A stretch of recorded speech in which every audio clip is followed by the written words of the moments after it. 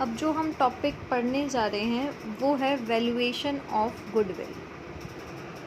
Valuation of goodwill. Valuation of goodwill. Goodwill का meaning आपको पहले से ही पता है। मीनिंग क्या है? Reputation of the firm. Reputation of the firm. Firm की जो रेप्यूटेशन होती है, अच्छा नाम जिसे हम कहते हैं, उसे हम गुडविल कहते हैं। इसे एक और नाम से भी कह सकते हैं ब्रांड नेम या ब्रांड वैल्यू। ब्रांड की जो वैल्यू है। एग्जाम्पल के लिए आप ले सकते हैं जैसे कि टाटा, ये एक क्या है आपका ब्रांड है, इसकी वैल्यू है। तो हमें कई बार क्या करना होता है, जो भी हमारा ब्रांड है उसकी वैल्यू निकालनी पड़ती है। जो भी फर्म है उसकी गुडविल कैलकुलेट करनी पड़ती है। और कैलकुलेट करनी कब पड़ती है, नीड कब है, ज़रूरत कब पड़ती है? First is when there is change in profit sharing ratio among the existing partners. जब पार्टनर्स में, एग्जिस्टिंग पार्टनर्स में प्रॉफिट शेयरिंग रेशो में चेंज आता है, तब हमें ब्रांड वैल्यू निकालनी पड़ती है, गुडविल का वैल्यूएशन करना पड़ता है। Second is when a new partner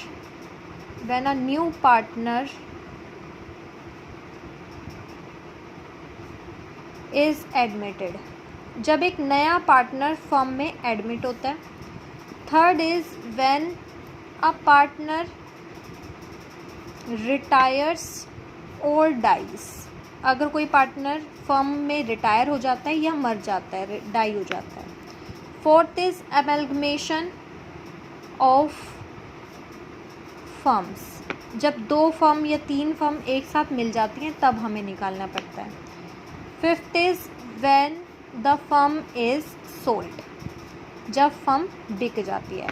तो इन सब सिचुएशन में हमें वैल्यूएशन करना पड़ता है। तो अभी हमारा टॉपिक क्या चल रहा है? When there is change in profit sharing ratio among the existing partners. जो पार्टनर्स पहले से एग्जिस्ट करते हैं, अगर उनके प्रॉफिट शेयरिंग रेशो में चेंजेस आ जाएं तो हमें क्या करना पड़ता है? हमें करना पड़ता है valuation of goodwill. Valuation of goodwill. Goodwill की वैल्यू निकालनी पड़ती है। तो इसको डीपली देख लेते हैं। हमारे मार्केट में कस्टमर्स होते हैं, उन्हीं के बिहाफ पे हमारी मार्केट चलती है। ये कस्टमर्स जो होते हैं अलग अलग तरीके के होते हैं, यानी 3 तरीके के हमारे यहाँ पे कस्टमर्स हैं। ठीक है, यहाँ पे पहला जो कस्टमर होता है वो क्या होता है? जैसे न्यू है, वो मार्केट में, न्यू मार्केट में है, तो वो क्या करेगा? एक के पास जाएगा, दूसरे के पास जाएगा, तीसरे के पास जाएगा, फोर्थ के पास, फिफ्थ के पास, यानी वो सर्कुलेट होता रहता है, घूमता रहता है। अभी उसका माइंड सेट नहीं होता। ऐसा क्वालिटी किस एनिमल में पाई जाती है? रैट में। तो हम कह सकते हैं कि ये कस्टमर एक रैट की तरह होता है। ये रैट क्या करता है? हर किसी के घर में घूमता है, लेकिन फिर भी सेटिस्फाइड नहीं हो पाता। क्या नहीं हो पाता? नॉट सेटिस्फाइड, खुश नहीं हो पाता। वो सबको चेक करता है, सबकी ब्रांड को चेक करता है, सबकी जो गुड्स हैं उनको चेक करता है, यूज़ करता है, और उसके बाद वो क्या करता है? सेटिस्फाइड नहीं होता। फिर धीरे धीरे वो मार्केट में रहता है, किसी के साथ माइंड सेट करता है, और जब उसको किसी का कोई भी गुड्स या कोई भी सामान पसंद आने लग जाता है तो वो यहाँ पे चेंज हो जाता है। यहाँ पे वो क्या हो जाता है? किसी भी, मान लो एक्स फर्म है, उसका सामान उसे पसंद आने लग गया, तो वो क्या करता है? एक्स के पास ही वो चीज़ों को खरीदने लगता है। अब ऐसे कई सारे कस्टमर बन जाते हैं। एक्स कस्टमर हो गया, वाई कस्टमर हो गया, जेड कस्टमर हो गया, बहुत सारे कस्टमर बन जाते हैं। तो ये कस्टमर डॉग टाइप के होते हैं। अब ये डॉग टाइप का मतलब क्या होता है? डॉग को हम कहते हैं फेथफुल होता है। क्या होता है? फेथफुल। तो ऐसे ही ये कस्टमर भी फेथफुल हो जाता है। फेथफुल मतलब उसी कंपनी से वो बार बार, उसी फर्म से वो बार बार गुड्स को खरीदता है। अब धीरे धीरे ये डॉग का टाइप का जो कस्टमर होता है ये कैट में कन्वर्ट हो जाता है। ये कैट क्या करती है? ये कैट लोगों के घरों में जाती है, अलग अलग लोगों के घरों में जाती है। और किन घरों में जाती है? जहाँ से उसे दूध मिलता है, जहाँ से उसे मिल्क मिलता है। तो उनके घर में परमानेंट वहीं पे जाती है।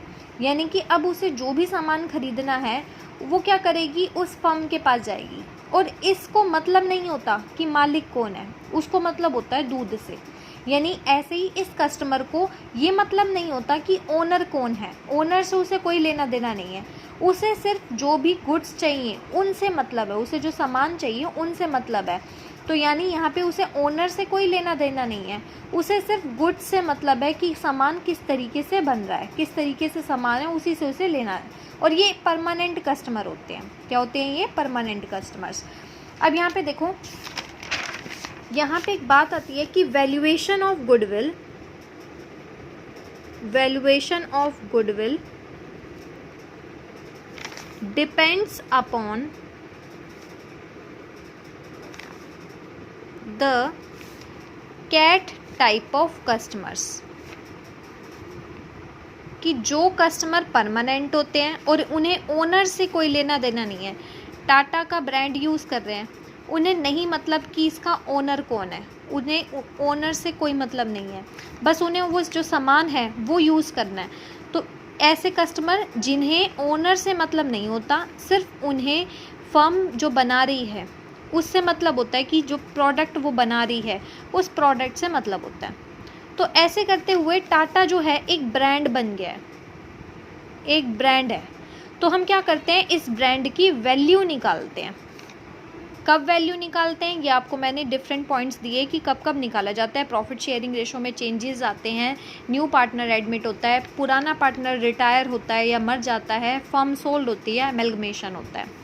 तो ऐसी सिचुएशन में ये जो गुडविल होती है, ये गुडविल का कंप्यूटेशन किया जाता है। और मेथड्स ऑफ गुडविल कह सकते हैं, methods of valuation of goodwill, methods of valuation of goodwill यहाँ पे हमें निकालना पड़ेगा।